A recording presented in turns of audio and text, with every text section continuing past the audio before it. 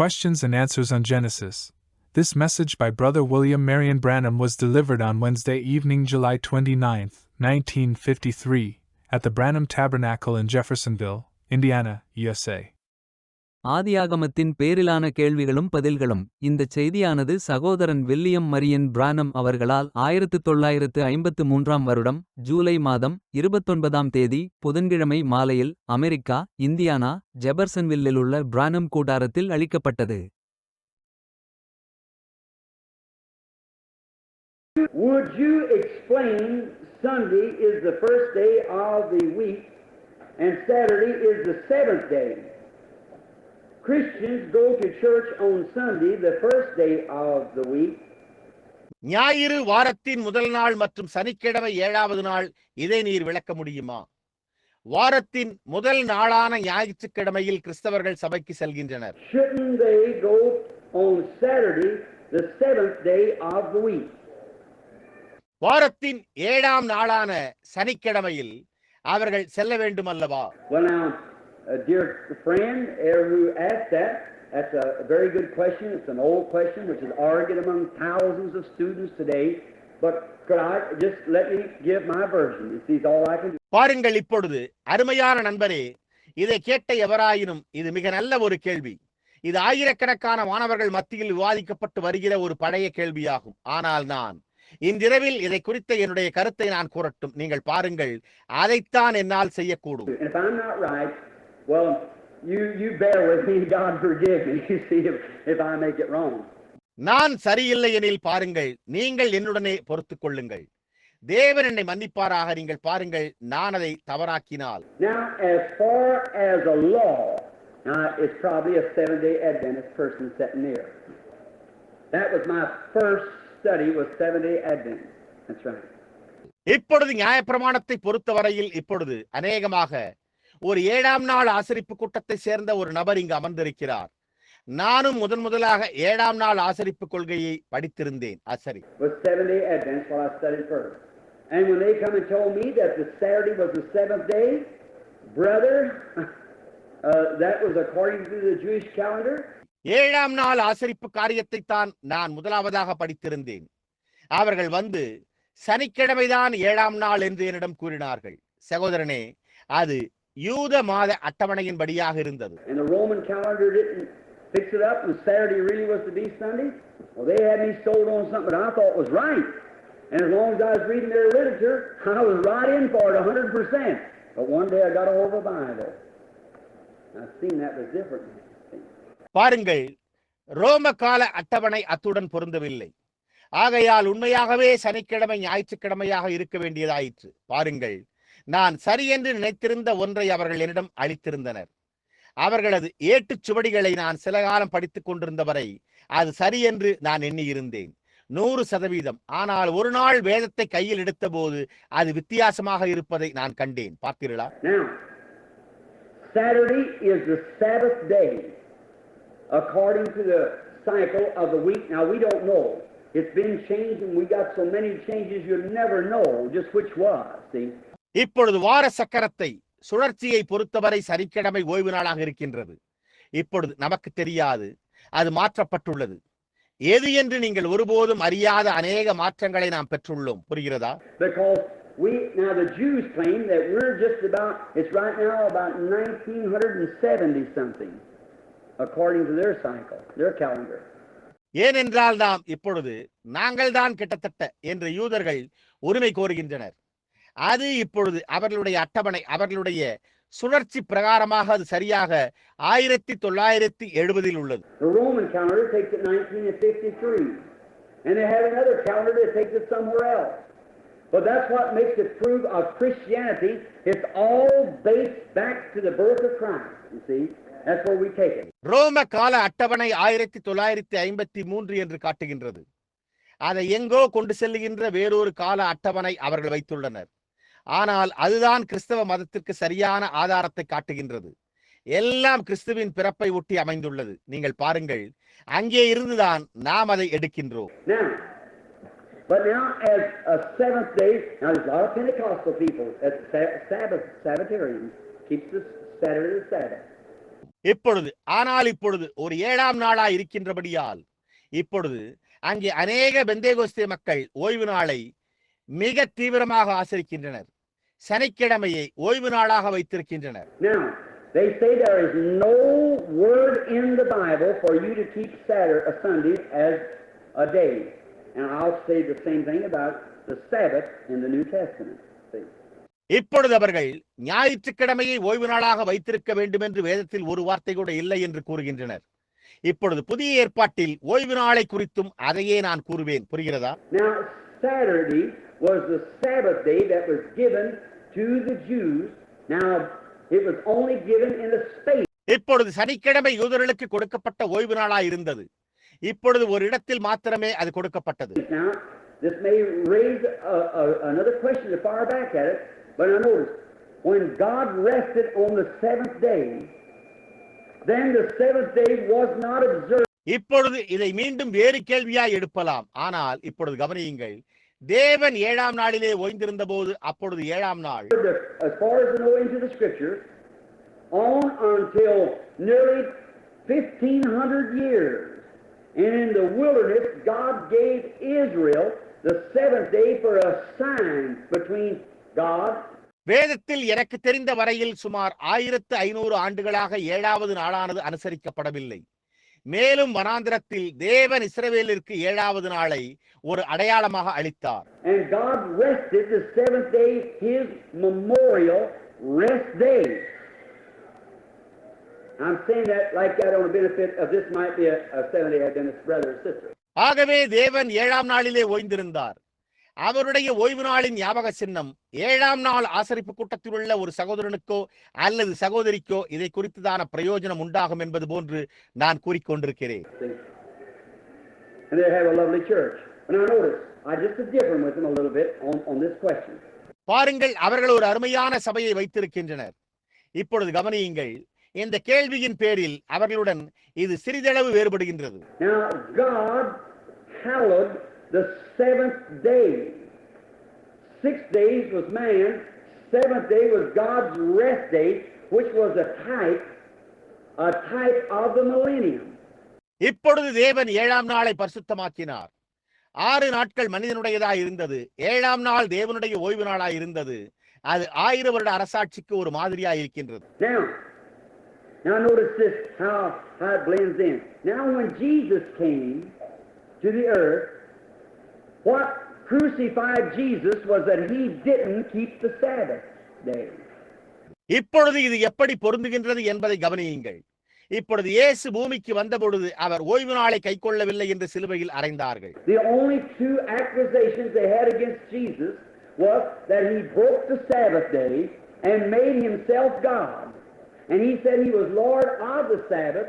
2 குற்றச்சாட்டுகள் இயேசுவின் மீது கூறப்பட்டன. அவர் ஓய்வு நாள் ஆசரிப்பை மீறினார், தம்மை தேவனாக்கிக் கொண்டார் என்பதே. அவர் தாம் ஓய்வு நாளின் தேவன் என்று கூறினார்.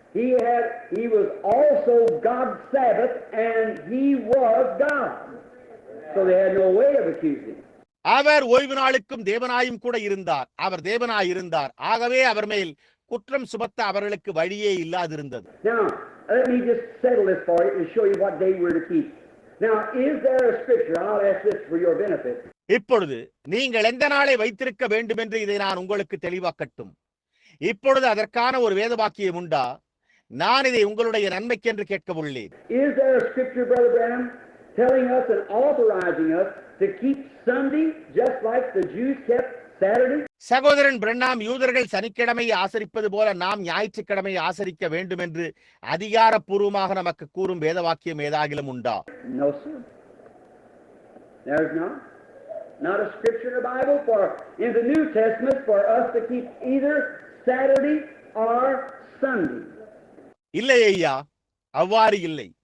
வேதத்தில் ஒரு வசனம் கூட இல்லை. சனிக்கிழமையா அல்லது ஞாயிற்றுக்கிழமையா என்று நமக்கு புதிய ஏற்பாட்டில் ஒன்றுமில்லை. But the reason we keep Sunday is a memorial of the resurrection. ஆனால் நாம் ஞாயிற்றுக்கிழமையை ஆசரிக்கும் காரணம் என்னவென்றால் அது உயிர்த்தெழுதலின் நினைவு சின்னமாக உள்ளது, வேறொன்றுமில்லை. Now you will say the Roman Catholic did that. They claim they did it, but if they did, St. Paul was a Roman Catholic. And so was Peter, John, and James, and the rest of them. For they met on the first day of the week for their worship. இப்பொழுது Roman கத்தோலிக்க சபை அதை செய்தது என்று நீங்கள் கூறப்போகிறீர்கள். அவர்கள் அதை செய்ததாக உரிமை கோருகிறார்கள். அப்படி அவர்கள் செய்திருப்பார்களானால் பரிசுத்த பவுல் ரோமன் கத்தோலிக்கனாயிருப்பான். அவ்வாறே பேதுரு, யோவான், யாக்கோபு மற்ற அனைவரும் இருந்திருக்க வேண்டும். ஏனென்றால் அவர்கள் வாரத்தின் முதல் நாளிலே ஆராதிக்க கூடினார்கள். And according to the historians, the only way they could tell between a Christian Jew and an Orthodox Jew, they both went to synagogues.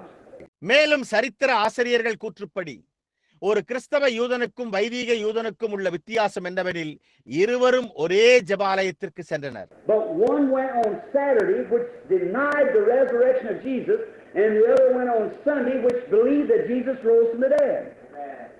And that was the mark. ஆனால் ஒருவன் சனிக்கிழமை சென்றான், இயேசுவின் உயிர்த்தெழுதலை மறுதலிப்பவன். வேறொருவன் ஞாயிற்றுக்கிழமை என்று செல்வான், இயேசு மரித்தோரிலிருந்து உயிர்த்தெழுந்தார் என்று விசுவாசிப்பவன். அதுதான் ஒரு முத்திரையாயிருந்தது. And it'll be, it's a mark, yes, and might come out and being the mark of the beast. அது அவ்வாறே இருக்கும். அது இன்னும் ஒரு முத்திரையாய் இருக்கிறது. அது மிருகத்தின் முத்திரையாக வெளிவரலாம். Now I know that the dear Seventh-day Adventist brothers think that that's the seal of God. They said you're sealed by keeping the Sabbath. There's not a scripture in the Bible that says that. இப்பொழுது 7ஆம் நாள் ஆசரிப்பு கூட்ட சகோதரர் அதுதான் தேவனுடைய முத்திரை என்று எண்ணுகிறார்கள் என்று நான் அறிவேன். அவர்கள் நீ ஓய்வு நாளை கைக்கொள்வதன் மூலம் முத்திரிக்கப்படுகிறாய் என்று கூறினர். அவ்வாறு வேதாகம் கூறுகிறதாக ஒரு வேத வாக்கியம் கூட கிடையாது. And here's the scripture in the Bible that says that as your seal, Ephesians 4:30 says, "Grieve not the Holy Spirit of God, whereby you're sealed into the day of your redemption, the baptism of the Holy Ghost." நீங்கள் முத்திரிக்கப்பட்டிருக்கிறீர்கள் என்று கூறும் ஒரு வேத வாக்கியம் இங்கே உள்ளது. எபேசியர் 4:30 அன்றியும் நீங்கள் மீட்கப்படும் நாளுக்கென்று முத்திரையாக பெற்ற தேவனுடைய பரிசுத்த ஆவியை துக்கப்படுத்தாதிருங்கள் என்று கூறியுள்ளது. பரிசுத்த ஆவியின் அபிஷேகம். Now I prove to you that God's seal is the baptism of the Holy Ghost. See? That's the baptism of the Spirit is the seal of God. இப்பொழுது பரிசுத்த ஆவியின் அபிஷேகம் தான் தேவனுடைய முத்திரை என்பதை நான் இப்பொழுது உங்களுக்கு நிரூபிப்பேன். புரிகிறதா? அதுதான் ஆவியின் அபிஷேகம். அதுதான் தேவனுடைய முத்திரையாகும். Now, Isaiah 28, he said precept must be upon precept, line upon line, here a little and there a little. இப்பொழுது ஏசாயா 28 அவர் கற்பனையின் மேல் கற்பனையும் பிரமாணத்தின் மேல் பிரமாணமும் இங்கே கொஞ்சமும் அங்கே கொஞ்சமும் என்று கூறினார். Now watch, dear friends. Now the people who quit working, see, men are trying to find something to save himself. There's not a thing you can do about it. You're saved by grace. இப்பொழுது கவனியுங்கள். இப்பொழுது அருமையான நண்பனே, இப்பொழுது தங்கள் வேலைகளை விட்டுவிடுபவர்கள் பாருங்கள், மனிதர் தங்களை தாங்களே ரட்சித்துக் கொள்ளும்படி ஏதாவது ஒன்றை கண்டுபிடிக்க முயற்சித்துக் கொண்டுள்ளனர்.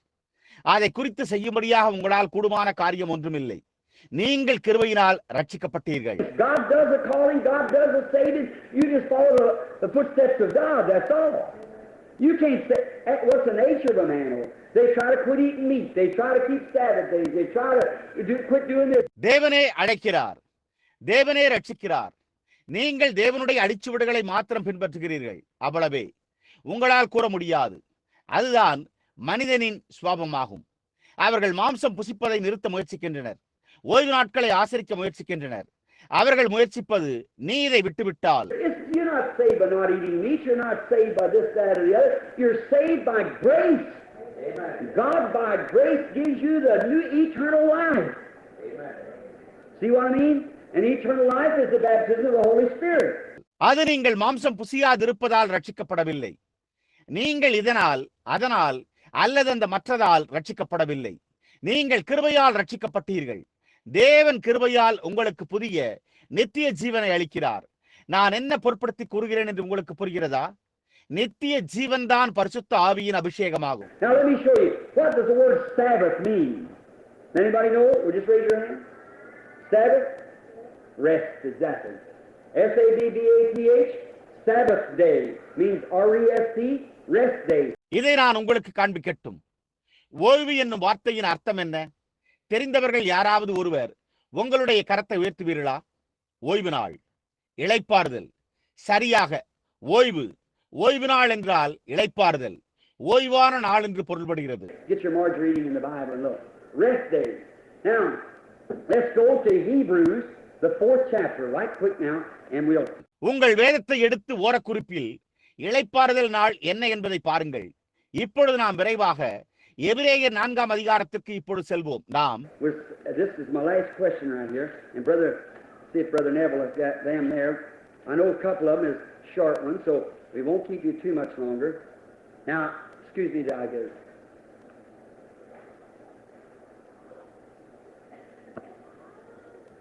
இது இங்கே என்னுடைய கடைசி கேள்வி. மேலும் சகோதரன் நெவில் சிலவற்றை அங்கு வைத்துள்ளாரா என்று பாருங்கள். சில கேள்விகள் சுருக்கமானவை என்று எனக்கு தெரியும். ஆகையால் உங்களை நான் நீண்ட நேரம் வைத்திருக்க மாட்டேன். இப்பொழுது நான் அவைகளை எடுக்கும் வரையில் சற்று பொறுத்துக் கொள்ளுங்கள். Now, when you see the word here, rest, then you know that means Sabbath. இப்பொழுது இளைப்பாறுதல் என்ற வார்த்தையை நீங்கள் காணும்போது அதன் அர்த்தம் ஓய்வு என்பதை நீங்கள் அறிவீர்கள். Now here's the New Testament. Jesus in St. Matthew, he began at the 5th chapter of St. Matthew, and he began like this. You have heard them say them of old times, thou shalt not commit adultery. இப்பொழுது புதிய ஏற்பாட்டில் இங்கே இயேசு பரிசுத்த மத்தேயு 5ஆம் அதிகாரத்தில் அவர் இவ்வாறு ஆரம்பிக்கின்றார். அவர் இந்த விதமாக துவங்குகிறார். விபச்சாரம் செய்யாதிருப்பாயாக என்பது பூர்வத்தாருக்கு அவர்களுக்கு உரைக்கப்பட்டது என்று நீங்கள் கேள்விப்பட்டிருக்கிறீர்கள். And what was that? The law, commandments. But I say unto you that whosoever looketh upon a woman lust after her. Changed it, didn't he? அது என்னவாய் இருந்தது? நியாயப்பிரமாணம், கட்டளைகள். நான் உங்களுக்கு சொல்லுகிறேன், அதாவது ஒரு ஸ்திரியை இச்சையோடு பார்க்கிற எவனும் அதை மாற்றினார். அவர் அப்படி செய்யவில்லையா? You've heard us say them all the time, thou shalt not kill. But I say unto you, changed it, didn't he? Thought he didn't change the law. All right? பூர்வத்தாருக்கு உரைக்கப்பட்டது என்று நீங்கள் கேள்விப்பட்டிருக்கிறீர்கள். நீங்கள் கொலை செய்யக்கூடாது. ஆனால் நான் உங்களுக்கு சொல்லுகிறேன், அதை மாற்றினார். அவர் மாற்றினார் அல்லவா? அவர் பிரமாணத்தை மாற்றவில்லையா? சரி. He said, but I say unto you that whosoever is angry with his brother without a cause is killed already. That never was back under the Old Testament. That's New Testament. He just swept on in yonder beyond that. See? அவர் தன் சகோதரனை நியாயமில்லாமல் கோபித்துக் கொள்பவன் கொலைபாதகத்திற்குள்ளானவனாய் இருக்கிறான் என்று நான் உங்களுக்கு சொல்கிறேன் என்றார். அது ஒருபோதும் பழைய ஏற்பாட்டில் இல்லை, அது புதிய ஏற்பாடு. அவர் அதற்கு மேலாக கடந்து சென்றார். புரிகிறதா? He went ahead and gave those commandments out, but he missed to skip the 4th one, which is the 7th day. Now in the 7th chapter, அவர் மேற்சென்று அந்த கட்டளைகளை கொடுத்தார். ஆனால் அவர் 4வதை கடந்தார். அவர் அதை விட்டுவிட்டார். அதுதான் 7வது நாளாய் இருந்தது. இப்பொழுது இங்கே 7ஆம் அதிகாரத்தில் in the Beatitudes, here's what he said. He said, you've heard him say them of old time, thou shalt not, and I say unto you different. You heard him say tooth for tooth and eye for eye, but I say unto you. You heard him say this, but I say unto you. மலை பிரசங்கத்தில் இதைத்தான் அவர் கூறினார். அவர், நீங்கள் பூர்வத்தாராகி அவர்களுக்கு சொல்லப்பட்டதை கேட்டிருக்கிறீர்கள். இதை செய், இதை நீ செய்யாதே. நான் உங்களுக்கு வித்தியாசமானதை கூறுகிறேன். நீங்கள் பல்லுக்கு பல், கண்ணுக்கு கண் என்று அவர்கள் கூறுகிறதை கேட்டிருக்கிறீர்கள். ஆனால் நான் உங்களுக்கு சொல்லுகிறதாவது, அவர்கள் வித்தியாசமாக கூறினதை கேட்டிருக்கிறீர்கள். ஆனால் நான் உங்களுக்கு சொல்லுகிறேன். Now, at the end of it all, he left out the 4th commandment. Now, that was, remember the Sabbath day and keep it holy. Now he said, இப்பொழுது எல்லாவற்றுக்கும் பிறகு கடைசியாக அவர் 4வது கட்டளையை விட்டுவிட்டார். இப்பொழுது அது என்னவென்றால், ஓய்வு நாளை பரிசுத்தமாய் ஆசரிக்க நினைப்பாயாக என்பதாகும்.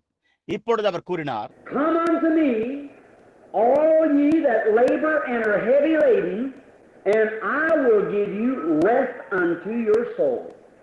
வருத்தப்பட்டு பாரம் சுமக்கிறவர்களே, நீங்கள் எல்லோரும் என்னிடத்தில் வாருங்கள், நான் உங்கள் ஆத்துமாவிற்கு இளைப்பாறுதல் தருவேன். Now what? Whosoever commits adultery must be stoned. They had to be right in the act of committing adultery. Is that right? That had to be physically done. Whosoever kills, he had to be a murderer. இப்பொழுது கவனியுங்கள், விபச்சாரம் செய்கிறவர்கள் கல்லெறியப்பட வேண்டும். அவர்கள் விபச்சாரம் செய்வதாக சரியாக கண்டுபிடிக்கப்பட வேண்டும். அது சரிதானே? அது சரீரபூர்வமாக செய்யப்பட வேண்டும். கொலை செய்கிறவர்கள் அவன் ஒரு கொலைகாரனாக இருக்க வேண்டும். But Jesus said, whosoever looketh upon a woman, his soul, spirit, nothing in his body now. His soul's redeemed. It wasn't man. He is a schoolmaster. See, the law was. ஆனால் இயேசு ஒரு ஸ்திரீயை இச்சையோடு பார்க்கிற எவனும் என்றார். அவனுடைய ஆத்துமாவும் ஆவியும் இப்பொழுது சரீரத்தில் அல்ல. அவன் ஆத்துமா மீட்கப்பட்டது. அப்பொழுது அவ்வாறே இருக்கவில்லை. அது ஒரு பள்ளிக்கூட ஆசிரியரை போல பாருங்கள், நியாயப்பிரமாணம் இருந்தது. Now, he said, whosoever looketh upon a woman to lust after her hath committed adultery already with her in his heart. Now, he said, you've heard say, thou shalt not kill, but I say, whosoever is angry with his brother without a cause, killed already. இப்பொழுது அவர், ஒரு ஸ்திரீயை இச்சையோடு பார்க்கிற எவனும் தன் இருதயத்தில் ஏற்கனவே அவளோடு விபச்சாரம் செய்தாயிற்று என்றார். இப்பொழுது அவர், கொலை செய்யாதிருப்பாயாக என்று அவர்கள் கூறினதை கேட்டிருக்கிறீர்கள். ஆனால் நான் கூறுகிறேன், தன் சகோதரனை நியாயமில்லாமல் கோபித்துக் கொள்கிறவன் ஏற்கனவே கொலை பாதகத்துக்கு உள்ளானவனாய் இருக்கிறான் என்று கூறினார். Now I said, in other words, about the Sabbath. He said, இப்பொழுது அவர் ஓய்வு நாளை குறித்து வேறு வார்த்தைகளில் கூறுகிறார். அவர் கூறினார், come to me all ye labor and heavy laden, and I will give you rest unto your soul. Sabbath unto your soul. Not to the physical body, to your soul. வருத்தப்பட்டு பாரம் சுமக்கிறவர்களே, நீங்கள் எல்லோரும் என்னிடத்தில் வாருங்கள், நான் உங்கள் ஆத்துமாக்களுக்கு இளைப்பாறுதல் தருவேன். உங்கள் ஆத்துமாக்களுக்கு ஓய்வு நாள், உங்கள் சரீரத்துக்கு அல்ல, உங்கள் ஆத்துமாவிற்கு. Now, listen to Paul now. If you could just, I know it's hot and everything, it's hot here too. But now, let's get this close now so we be sure to set it. Now, Paul, writing to the Hebrews. Who was the Hebrews? Speak out. The Jews, is that right? இப்பொழுது செவி கொடுங்கள், பவுலுக்கு செவி கொடுங்கள். உங்களால் சற்று முடிந்தால் இங்கும் மற்ற எல்லா இடத்திலும் இங்கேயும் கூட உஷ்ணமாய் உள்ளது என்பதை நான் அறிவேன். இங்கு மேலேயும் கூட உஷ்ணமாய் உள்ளது. ஆனால் இப்பொழுது நாம் இதை நிச்சயமாகவே சரிபடுத்திக் கொள்ள இப்பொழுது மிக கவனமாக கேளுங்கள். இப்பொழுது பவுல் எபிரேயருக்கு எழுதுகிறான். அந்த எபிரேயர்கள் யார்? பதில் கூறுங்கள். யூதர்கள். சரிதானே? Now them was the law keepers, the Sabbath keepers. Is that right? Is that right, brother preacher? They were Sabbath keepers. They were the law keepers. All right. இப்பொழுது அவர்கள் பிரமாணத்தை கைக்கொண்டவர்கள், ஓய்வு நாளை கைக்கொண்டவர்கள். சரியா சகோதரனே, பிரசங்கியே? சரிதானே? அவர்கள் ஓய்வு நாளை கைக்கொண்டவர்கள், அவர்கள் நியாய பிரமாணத்தை கைக்கொண்டவர்கள். சரி. Now Paul is bringing the Jews by shadows and types, showing them what the law type, the law having a shadow of the good things to come. இப்பொழுது பவுல் யூதர்களுக்கு நிழல்கள் மற்றும் மாதிரியின் மூலமாக கொண்டு வந்து நியாயப்பிரமாணம் எதற்கு மாதிரியாக இருந்தது என்று காண்பிக்கின்றான். நியாயப்பிரமாணமானது வரப்போகிற நன்மைகளின் நிழலாய் மாத்திரம் இருக்கிறபடியால் என்று கூறி, And he goes ahead and gives it in one place as the moon and the sun, as the moon is just a shadow of the sun shining on some other country, some other world, and it's reflecting back here. Now, but now could not the Hebrews 9. ஓரிடத்தில் இன்னும் மேலே சென்று அது சந்திரனும் சூரியனும் போல என்று அங்கே விளக்குகிறான். சூரியனின் ஒரு நிழலாய் சந்திரன் உள்ளபடியால் வேறொரு நாட்டின் மீது அல்லது வேறொரு உலகத்தின் மீது பிரகாசிக்கும். அது இங்கே பிரதிபலிக்கின்றது இப்பொழுது. ஆனால் இப்பொழுது அது முடியாது. எபிரேயர் 9. Now notice. Now in Hebrews 4 he comes to the Sabbath proposition. Now look. இப்பொழுது எபிரேயர் 4 கவனியுங்கள். அவர் ஓய்வு நாள் ஆய்வு பொருளுக்கு வருகிறார். இப்பொழுது பாருங்கள். Let us therefore fear lest the promise being left us to enter into his rest. ஆனபடியினாலே அவருடைய இளைப்பாறுதலில் பிரவேசிப்பதற்கு ஏதுவான வாக்குத்தத்தம் நமக்குண்டாயிருக்க. Now, Paul speaking to Sabbath keepers now, the people kept the Sabbath day. Let us fear lest the promise being left us about a Sabbath day, in other words. இப்பொழுது பவுல் இப்பொழுது ஓய்வு நாளை ஆசரிக்கிற, ஓய்வு நாளை கைக்கொள்ளுகின்ற மக்களிடையே பேசுகின்றான். வேறு விதத்தில் கூறுவோமானால், ஆனபடியினாலே அவருடைய இளைப்பாறுதலில் பிரவேசிப்பதற்கு ஏதுவான வாக்குத்தத்தம் நமக்கு உண்டாயிருக்க பயந்திருக்க கடவோம். If you notice your margin or the keeping of a Sabbath, it's J in mine, of Scofield Bible, or the keeping of a Sabbath. See? All right. அல்லது நீங்கள் வேதத்தில் உள்ள குறிப்புகளை கவனித்தீர்களானால், அல்லது ஒரு ஓய்வு நாளை கைக்கொள்ளுதல், அது என்னுடைய ஸ்கோஃபீல்ட் வேதாகமத்தில் ஜே என்றிருக்கிறது. இல்லை, ஒரு ஓய்வு நாளை கைக்கொள்ளுதல். புரிகிறதா? சரி. Let us fear lest the promise being left us come short of it.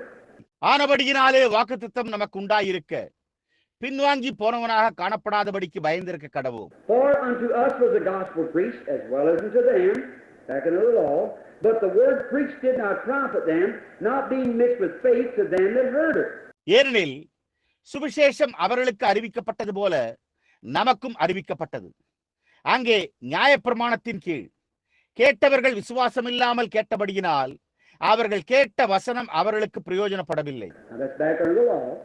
They didn't have faith because nothing to base it on. See? All right. இப்பொழுது அது நியாயப்பிரமாணத்தின் கீழ் இருந்தது. அவர்கள் விசுவாசத்தை பெற்றிருக்கவில்லை, ஏனெனில் அதை எழுப்ப எந்த அடிப்படையும் இல்லை. புரிகிறதா? சரி. For we which have believed to enter into his rest, as he said. விசுவாசித்தவர்களாகிய நாமோ அந்த ஓய்வில் இளைப்பாறுதலில் பிரவேசிக்கிறோம். Now his rest. Now his is Christ's rest.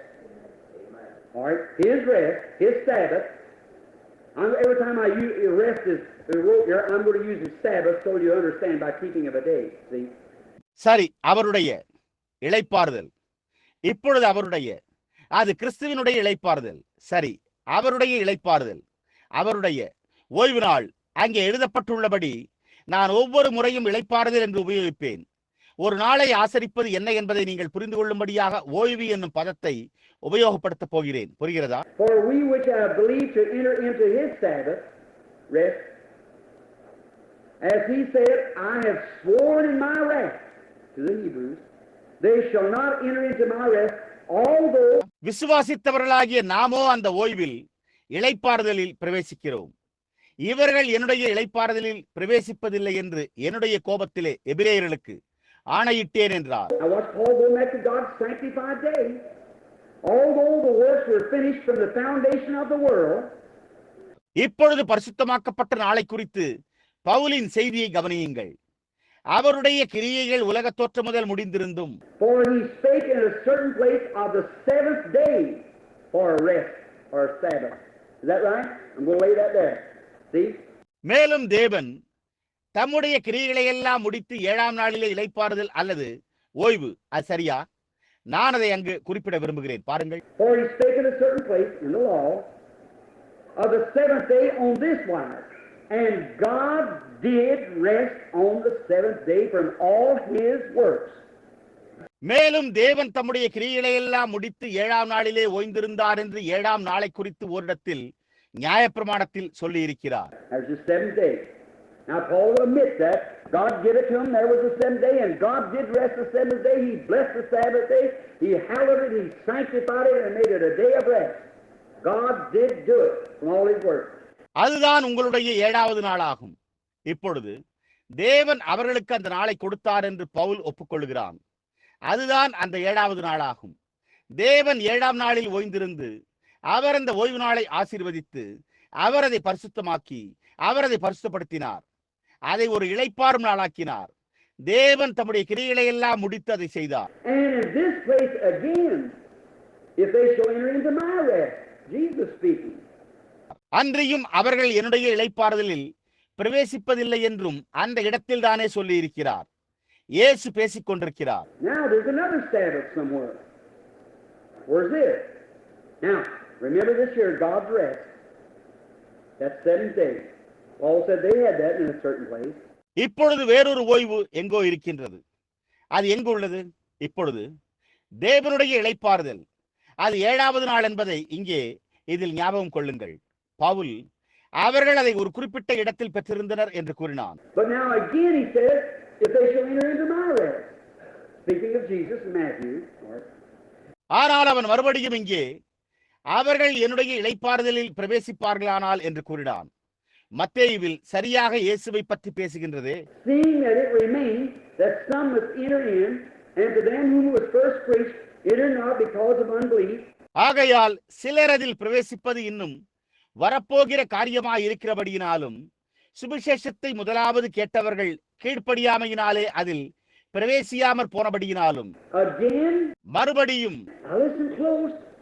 Everybody listen, say amen. Listen. இப்பொழுது கூர்ந்து கவனியுங்கள். கவனிக்கின்ற அனைவரும் ஆமென் என்று கூறுங்கள். கவனியுங்கள். Again, he limited a certain day. மறுபடியும் வெகு காலத்திற்கு பின். He limited a day here. What was it? Everybody said it once. The Sabbath. Is that right? He limited the seventh day of the week as a Sabbath in this place. அவர் இங்கே ஒரு நாளை குறித்திருக்கிறார். அது என்ன? நீங்கள் எல்லோரும் ஒருமுறை அதை கூறுங்கள். ஓய்வு நாள். அது சரியா? அவர் இந்த இடத்தில் வாரத்தின் 7வது நாளை ஓய்வு நாள் என்று குறித்தார். And again he limited a certain day, saying in David in the Psalms, today after so long a time, so Jesus comes, you see, the first time, it is said, today if you hear his voice, harden not your heart. There's another rest coming, not a physical, a spiritual. இன்று அவருடைய சத்தத்தை கேட்பீர்களாகில் உங்கள் இருதயங்களை கடினப்படுத்தாதிருங்கள் என்று வெகு காலத்திற்கு பின்பு தாவீதின் சங்கீதத்திலே சொல்லியிருக்கிறபடி இயேசு வரும் வரையில் நீங்கள் பாருங்கள், முதல் முறை இன்று என்று சொல்வதனாலே பின்னும் ஒரு நாளை குறித்திருக்கிறார். வேறொரு இளைப்பாறுதல் வரவிருக்கின்றது. ஒரு சரீர பிரகாரமானதல்ல, ஆவிக்குரிய ஒன்று. Now watch. Well, you say when we have the seventh day too. Now hold just a minute. Let's read the next verse. See? Don't get it too fast. All right. இப்பொழுது கவனியுங்கள். ஓ, நாங்களும் கூட 7வது நாளையும் பெற்றுள்ளோம் என்று நீங்கள் கூறலாம். இப்பொழுது ஒரு நிமிடம் பொறுத்திருப்போம். நாம் அடுத்த வசனத்தை வாசிப்போம். பாருங்கள், நாம் அதை மிக வேகமாக படிக்க வேண்டாம். சரி. For if Jesus had given them rest day, then would he not afterwards have spoken of another day? யோசுவா அவர்களை இளைப்பாறுதலுக்குட்படுத்தி இருந்தால் இளைப்பாறும் நாள், பின்பு அவர் பிறகு வேறொரு நாளை குறித்து சொல்லி இருக்க மாட்டாரே. When he changed the laws from the law to the grace, wouldn't he given them a day to rest, the rest day of certain days? But he never said nothing about the Sabbath. அவர் நியாயப்பிரமாணத்தை மாற்றிய போது, நியாயப்பிரமாணத்திலிருந்து கிருபைக்கு மாற்றிய போது அவர்களுக்கு இளைப்பாற ஒரு நாளை, ஒரு இளைப்பாறும் நாளை, ஒரு குறிப்பிட்ட நாளை அவர் அளிக்காமல் இருந்திருப்பாரா? ஆனால் அவரோ ஓய்வு நாளை குறித்து ஒன்றுமே கூறவில்லை. He never said nothing about Sunday. He never said nothing about Saturday. But here's what he did say, Paul said. Now what? There, the 9th verse. அவர் ஞாயிற்றுக்கிழமையை குறித்து ஒன்றும் கூறவில்லை. அவர் சனிக்கிழமையை குறித்தும் ஒன்றுமே கூறவில்லை. ஆனால் அவர் கூறியது இதோ இங்குள்ளது என்று பவுல் கூறுகிறான். இப்பொழுது கவனியுங்கள், அங்கே 9வது வசனம். There remaineth therefore a Sabbath to the people of God. That's today. There remains a Sabbath to the people of God. ஆகையால் தேவனுடைய ஜனங்களுக்கு இளைப்பாறுகிற காலம் இனி வருகிறதா இருக்கிறது. அது இந்த நாள் வரவிருக்கிறது. தேவனுடைய ஜனங்களுக்கு இளைப்பாறுகிற காலம். For he, you and I, who has entered into his rest, Jesus' rest, come unto me all you labor and heavy laden, I'll give you rest. ஏனெனில் அவருடைய இளைப்பாறுதலில் பிரவேசித்தவன் நீங்கள் அல்லது நான். இயேசுவின் இளைப்பாறுதல்.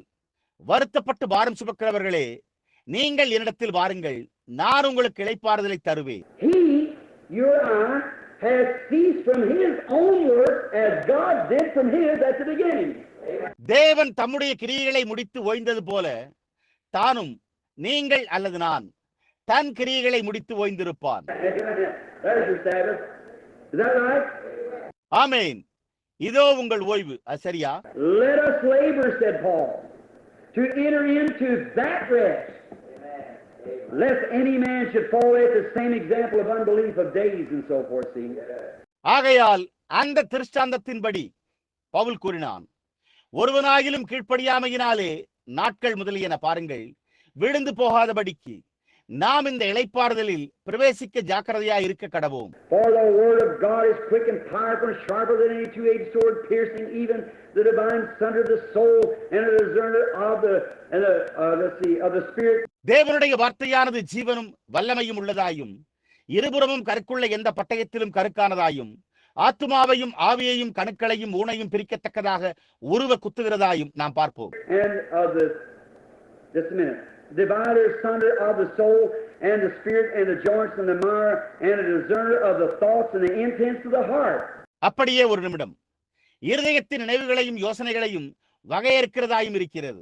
Neither is there any creature is not manifested in his sight, but all things are naked and open before his eye of him that whom we have to do. அவருடைய பார்வைக்கு மறைவான சிருஷ்டி ஒன்றுமில்லை. சகலமும் அவருடைய கண்களுக்கு முன்பாக நிர்வாணமாயும் வெளியரங்கமாயும் இருக்கிறது. அவருக்கே நாம் கணக்கொப்புவிக்க வேண்டும். Now look, God rested the seventh day, created the seventh day, give it to the Jews for a memorial. I'm speaking of St. Paul now, see, here. You think he had a right?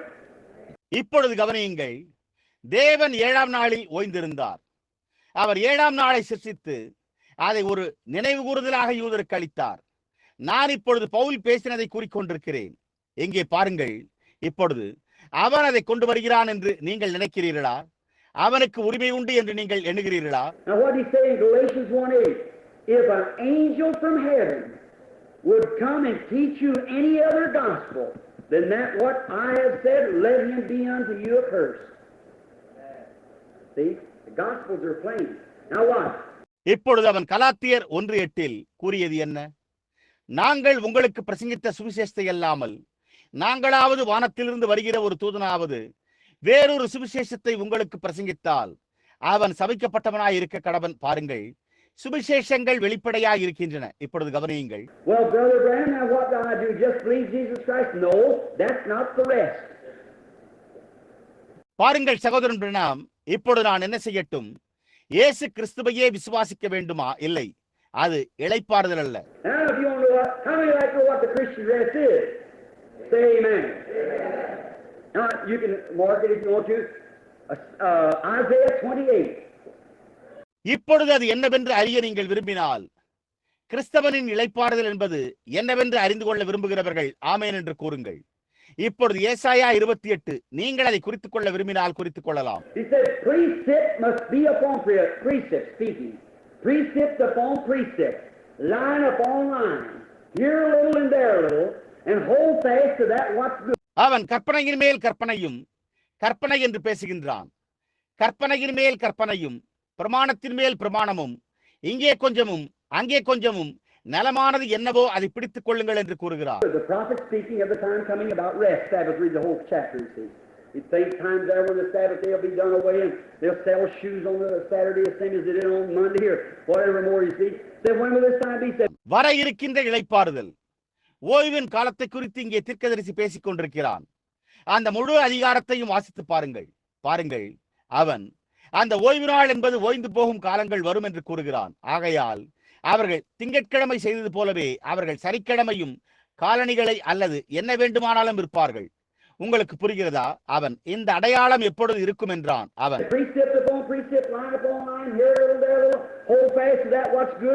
கற்பனையின் மேல் கற்பனையும், பிரமாணத்தின் மேல் பிரமாணமும், இங்கே கொஞ்சமும் அங்கே கொஞ்சமும் என்பார்கள். நலமாய் தோன்றுகிறது எதுவோ அதை பிடித்துக் கொள்ளுங்கள்.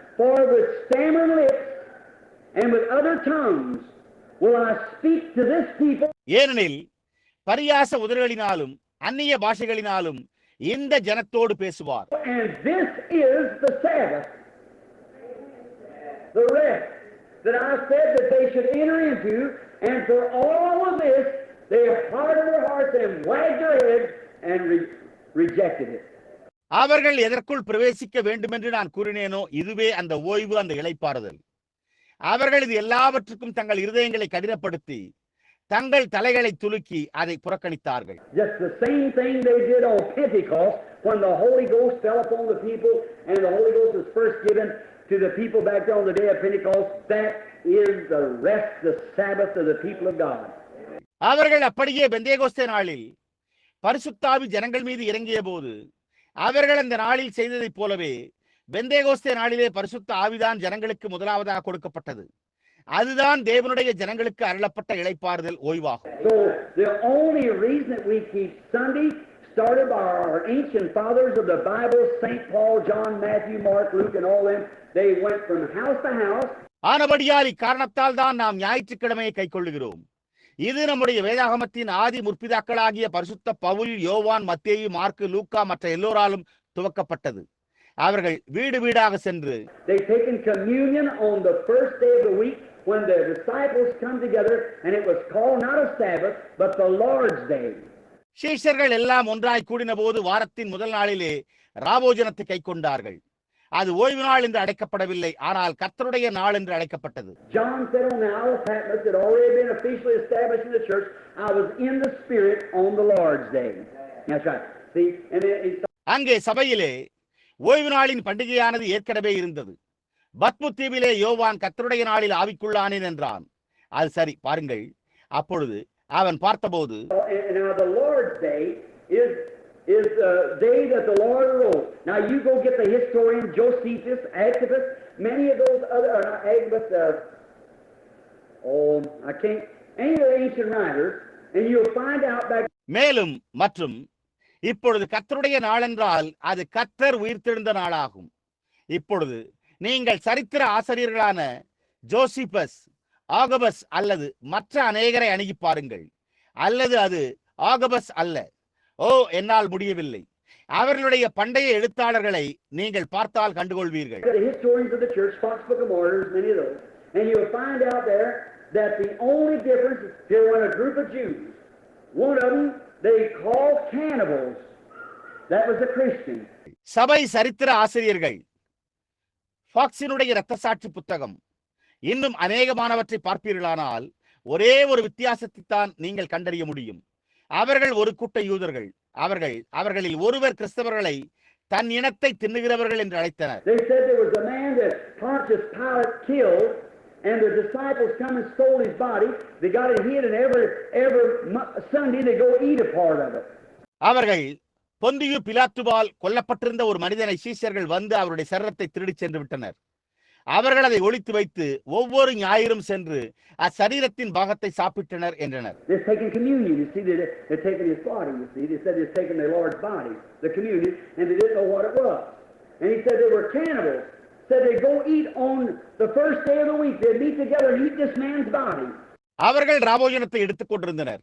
நீங்கள் பாருங்கள், அவர்கள் மாத்திரம் அவருடைய சரீரத்தை உட்கொண்டனர். நீங்கள் பாருங்கள், அவர்கள் கர்த்தருடைய சரீரத்தை, ராபோஜனத்தை எடுத்துக் கொண்டிருந்தனர் என்று அவர்கள் கூறினர். அது என்னவா இருந்தது என்பதை அவர்கள் அறிந்திருக்கவில்லை. அவர்கள் நரமாம்சத்தை புசிப்பவர்களாய் இருந்தனர் என்றான். அவர்கள் வாரத்தின் முதலாம் நாள் சென்று ஒன்று கூடி இம்மனிதனின் சரீரத்தை புசிக்கின்றனர் என்றான். And the only way you could tell whether they were law keepers and bitterly denied the resurrection, or whether they was Christian and believed the resurrection. அவர்கள் நியாயப்பிரமாணத்தை கைக்கொண்டு கடுமையாக உயிர்த்தெழுதலை மறுதலிக்கிறவர்களா, அல்லது அவர்கள் கிறிஸ்தவர்களா இருந்து உயிர்த்தெழுதலை விசுவாசிக்கிறார்களா என்பதை நீங்கள் கண்டுபிடித்து கூற இருக்கின்ற ஒரே ஒரு வழி. One went to church on Saturday and one went to church on Sunday, which was a mark between them. ஒருவன் சபைக்கு சனிக்கிழமை செல்வான், மற்றொருவன் சபைக்கு ஞாயிற்றுக்கிழமை என்று செல்வான். அதுதான் அவர்கள் நடுவே இருந்த ஒரு அடையாளமாகும். That's pretty strong, isn't it? All right. Hope that gets it. The Holy Ghost is. அதுதான் ஆணித்தரமானது. அப்படித்தானே? சரி, இதை புரிந்து கொள்கிறீர்கள் என்று நம்புகிறேன். பரிசுத்த ஆவி. Now you got something there, brother? You want to get something? Let's see right here. Oh yes. இப்பொழுது உங்களிடம் ஏதாவது அங்கே உள்ளதா சகோதரனே? நீர் விரும்புவது அதற்கு பதில் உரைக்கப்பட நீர் விரும்புகிறீரா?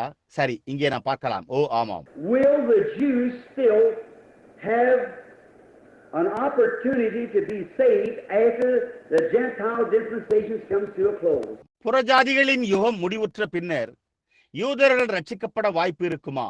Oh my, that is a dandy. We ain't got time to go into it real good. Well, let me tell you. Just you take my word, I'll show you. But if you'll take my word as I explain it to God, then you go look it up, see, and you'll find. ஓ என்னே, இது நல்ல விதமான ஒன்றல்லவென்றால் நாம் அதற்குள் அதிகமாக செல்ல போதுமான நேரம் நமக்கு இல்லை. ஆனாலும் இதை நான் உங்களுக்கு கூறட்டும். என்னுடைய வார்த்தையை நீங்கள் எடுத்துக்கொள்ளுங்கள். நான் அதை உங்களுக்கு காண்பிப்பேன். நீங்கள் என்னுடைய வார்த்தையை எடுப்பீர்களானால் தேவனிடத்தில் நான் விவரித்தது போல் நீங்கள் பிறகு இதை பார்ப்பீர்களானால் பாருங்கள், அப்பொழுது நீங்கள் இதை கண்டுகொள்வீர்கள். I imagine, I can't see the clock, but I imagine it's past. What time is it?